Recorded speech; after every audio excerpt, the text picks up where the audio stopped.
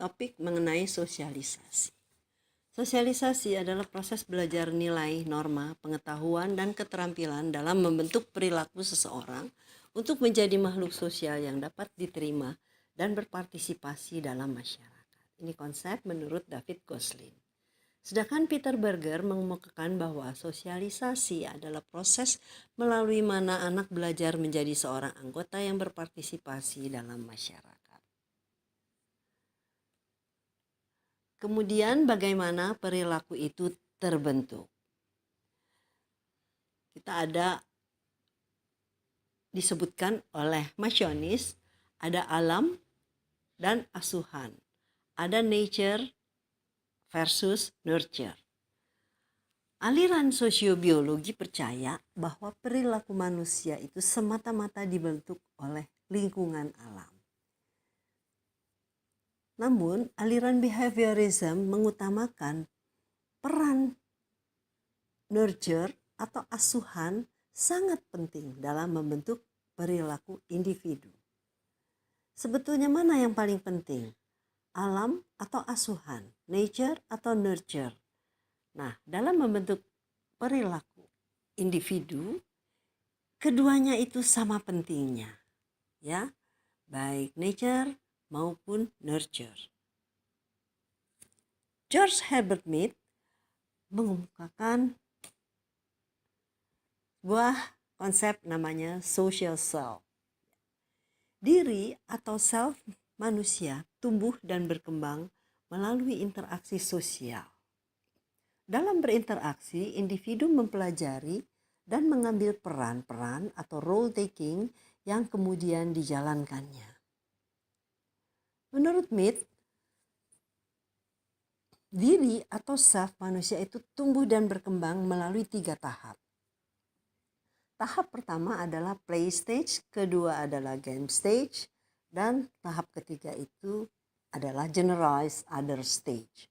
Pada tahap play stage, anak-anak itu meniru peran-peran yang dimainkan oleh orang lain tanpa memahami arti dari peran-peran yang diambilnya. Misalnya dia berperan sebagai dokter, kemudian dia berperan sebagai ibu-ibu ya yang sedang berbelanja, tapi dia tidak memahami peran itu sendiri, apa makna di balik peran itu. Sedangkan dia di sini karena play stage itu dia bermain-main peran. Nanti dia menjadi dokter, kemudian dia juga berbicara menjadi pasiennya gitu ya. Nah, pada tahap berikutnya adalah game stage. Di tahap game stage ini seseorang itu sudah tahu peran yang harus dijalankannya dan harapan orang lain terhadap peran yang harus dilakukannya. Misalnya di sini seorang pemain bola ya, pemain sepak bola itu dia tahu bahwa penonton itu sangat berharap bahwa dia bisa memasukkan bola ke dalam gawang. Nah, itu di tahap ini dia sudah tahu apa harapan masyarakat terhadap dirinya. Ya. Jadi itu berada pada tahap game stage ya, kalau kita ingin melihat sebuah itu yang terbentuk ya, sebuah self yang terbentuk. Kemudian yang ketiga adalah generalized other stage ya. Di tahap generalized other stage ini seseorang itu sudah mengetahui peran-peran orang lain yang berinteraksi di dirinya. Sebagai anak, dia tahu apa peran orang tuanya. Sebagai mahasiswa, dia tahu apa peran dosen. Peran dosen itu adalah menyampaikan pengetahuan kepada dirinya sebagai mahasiswa. Nah, itulah kira-kira tentang apa yang disampaikan oleh Herbert Mead ya dengan social self. Berikutnya adalah tentang agen sosialisasi. Agen sosialisasi itu adalah pihak-pihak yang melaksanakan sosialisasi. Nah, ada 4 agen sosialisasi yang umum. Yang pertama adalah keluarga, kemudian peer groups atau teman pergaulan, ketiga adalah sekolah, dan yang keempat adalah media massa. keluarga. Agen sosialisasi yang paling penting karena tempat pertama kali anak lahir kemudian disosialisasikan oleh keluarga. Asuhan orang tua membentuk perilaku anak sebagai dasar untuk kehidupan selanjutnya. Nilai-nilai dan norma yang ditanamkan sangat mendasar. Biasanya nilai-nilai kebaikan, nilai-nilai kejujuran, nilai-nilai kepatuhan, dan sebagainya. Kemudian peer group. Agen sosialisasi yang berikutnya adalah peer group. Sejak kecil anak-anak juga punya teman bermain yang disebut dengan peer groups-nya.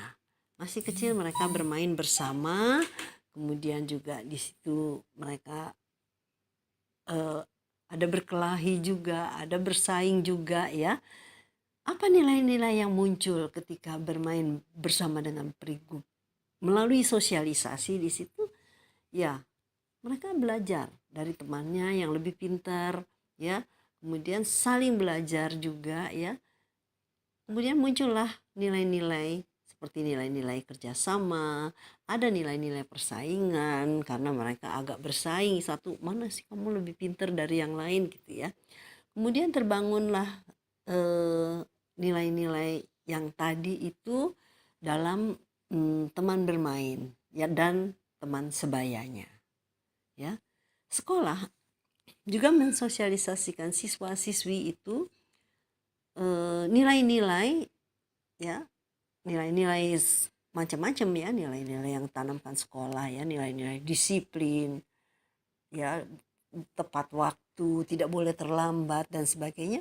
Kemudian ada norma berupa aturan-aturan ya, harus masuk jam sekian, kalau nggak ada sanksinya ya, dihukum. Kemudian pengetahuan itu ya tentu di sekolah itu kita memperoleh pengetahuan banyak ya yang disampaikan oleh guru. Kemudian keterampilan juga ya. Sebenarnya yang disampaikan oleh sekolah itu agak berbeda dengan apa yang disampaikan dengan di rumah ya. Belum pernah mereka dapat ilmu, pengetahuan alam ya di rumah, mereka belum dapat. Kimia mereka belum pernah dapat di rumah ya, itu di sekolah dia dapat pengetahuan tentang banyak ya. Kemudian media massa ini terdiri dari media cetak dan elektronik. Media cetak dan elektronik, cetak kita tahu ya ada koran, ada majalah ya. Kemudian elektronik itu kita lihat internet dan media elektronik menjadi digemari oleh halayak segala kalangan untuk mendapatkan informasi ataupun berelasi dengan teman, keluarga, atau virtual group lainnya. Kita sudah mengalaminya semua di sini bahwa kita punya grup-grup WhatsApp, ya, ada Instagram, ada Facebook dan sebagainya.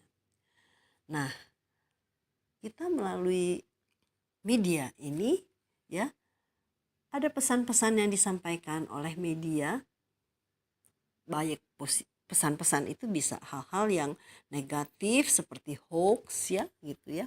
Ada juga pesan-pesan yang sifatnya positif gitu ya. Jadi itu. Nah, itulah tadi kita lihat beberapa agen sosialisasi ya. Tadi sekali lagi agen sosialisasi itu adalah pihak-pihak yang melaksanakan sosialisasi. Di antara peer group juga kita berlangsung proses sosialisasi. Satu anak belajar dari anak yang lain. Belajar tuh bukan yang belajar dengan buku tulis dan pensil atau ballpoint, tapi belajar itu juga dengan komunikasi, interaksi yang berlangsung, itu juga merupakan suatu proses belajar, ya. Oke.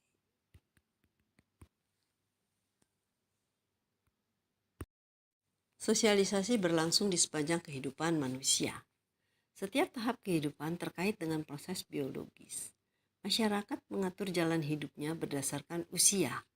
Setiap tahapan melibatkan pembelajaran. Nah, tahap-tahap kehidupan ini dibagi menurut satu masa kanak-kanak, masa remaja, masa dewasa, masa tua, dan masa menuju kematian. Masa anak-anak itu 0 sampai 12 tahun ini relatif sekali ya pembagiannya. Tapi kalau menurut Masionis ini pembagiannya. Masa remaja adalah 12 tahun ke atas, ya, sampai dengan 20 tahun kira-kira ya, disebut sebagai teenage years ya. Jadi teenagers ya. Nah, mereka itu adalah masa-masa pubertas ya. Masa-masa terjadi inkonsistensi di dalam dirinya ya. Di dalam proses sosialisasinya itu terjadi ketidakkonsistenan karena mereka ada di dalam posisi yang transisi antara masa anak-anak dan masa dewasa. Mereka itu ada di antara anak-anak, masa kanak-kanak dan masa dewasa. Ini sering terjadi kesenjangan atau gap yang kita sering sebut dengan generation gap ya. Masa-masa pubertas itu generation gap. Kemudian masa dewasa itu ada yang mengatakan 20 sampai 40 tahun. Yang pertama, yang early ya, yang menengah itu 40 sampai 60 tahun ya. Mereka biasanya pada masa-masa dewasa ini sudah concern dengan kesehatannya, kemudian perkawinan, kemudian karir di bidang pekerjaannya ya. Nah, itu mereka sudah sedikit rada mantap gitu ya dalam kehidupannya. Kemudian masa tua dan masa menuju kematian ya. Masa tua itu 60 tahun ke atas ya. Kemudian kita melihat 85%, saya tidak tahu ini tahun berapa Masyonis menulisnya, bahwa penduduk Amerika itu rata-rata meninggal pada usia 55 tahun. Tapi ini tentunya berbeda ya sekarang dengan yang dulu ya, karena itu adalah ada sangat tergantung pada tingkat harapan hidup seseorang, suatu masyarakat. Tingkat harapan hidupnya itu dikaitkan dengan kesehatannya juga ya. Bagaimana?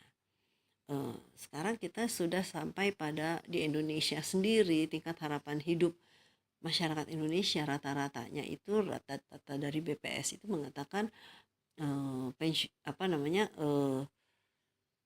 masyarakat Indonesia tingkat harapan hidupnya mencapai 60 tahun. Nah, ini di masa-masa tua ini justru kita melihat karakter yang muncul itu adalah biasanya denial ya, pemarah ya, banyak tawar menawar ya, dan sampai mereka bisa menerima kenyataan bahwa mereka memang sudah tua dan harus bersiap-siap menuju kematian ya. Nah, itu di dalam setiap tahap itu selalu mengalami proses sosialisasi. Sosialisasi itu berlangsung terus dan resosialisasi terjadi lagi, resosialisasi terjadi lagi.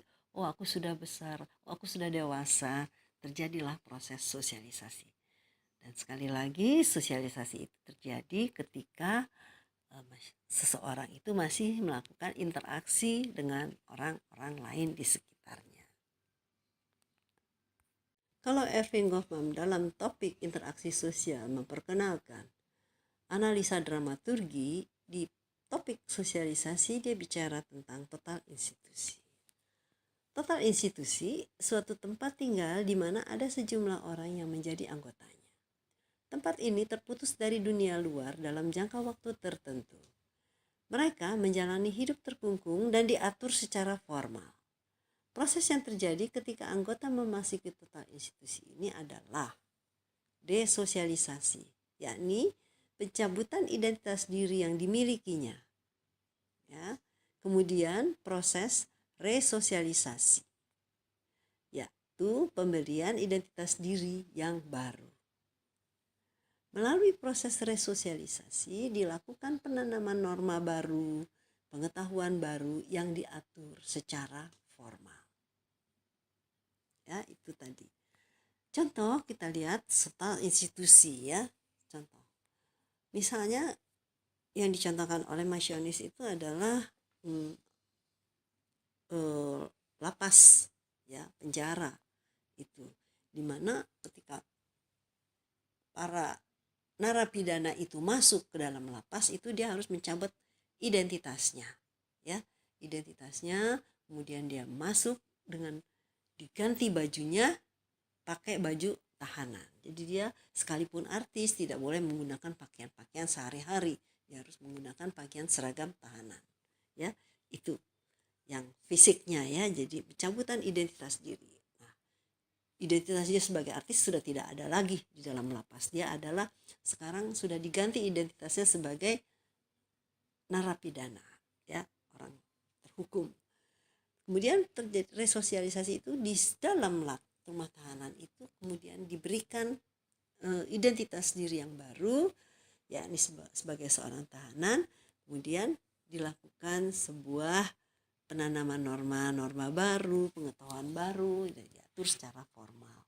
Tentunya di sana diajarkan banyak pengetahuan agak bicara tentang agama biasanya juga, ya.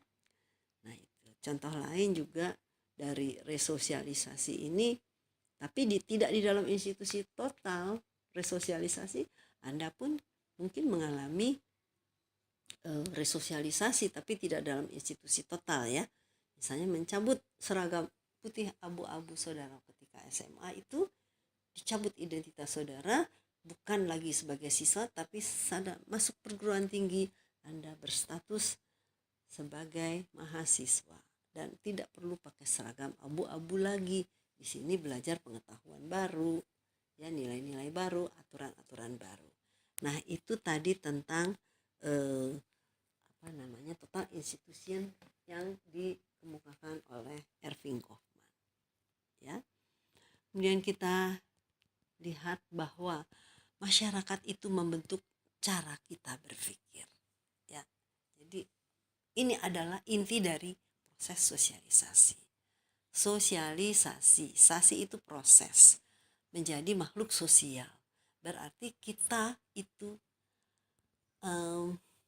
dibentuk cara berpikir kita, cara merasakan kita, cara kita bertindak itu dibentuk oleh masyarakat, disosialisasikan oleh masyarakat.